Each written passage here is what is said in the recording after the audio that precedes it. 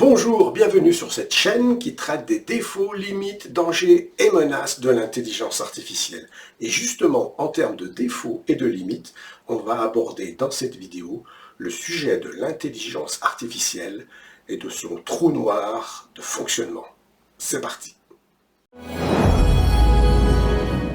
En effet, un des problèmes actuels de l'intelligence artificielle, c'est d'être absolument incapable de nous expliquer pourquoi ce qu'elle nous propose a été choisi par elle, et aussi également sur quelle source tout ceci a été construit, aggloméré, une espèce de patchwork qui est devenu un bloc que l'on présente comme solide, inaltérable, et étant la vérité la plus absolue.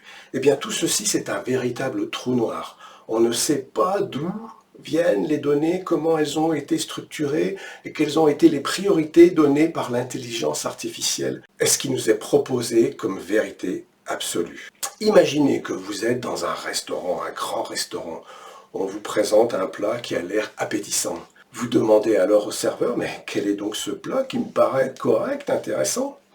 Eh bien, le serveur n'est pas capable de vous expliquer. Et vous lui demandez, mais c'est quoi? C'est des légumes, du poisson, de la viande, autre chose?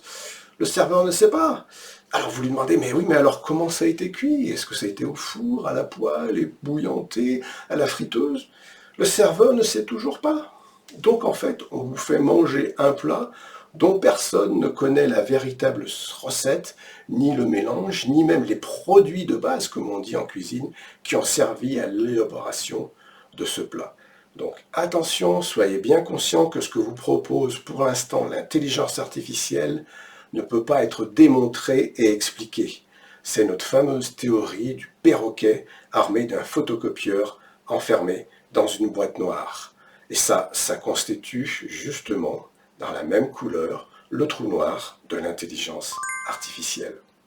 Et en matière de savoir, je ne saurais trop vous recommander la lecture de deux ouvrages qui sont dédiés au sujet de l'intelligence artificielle et de son alternative.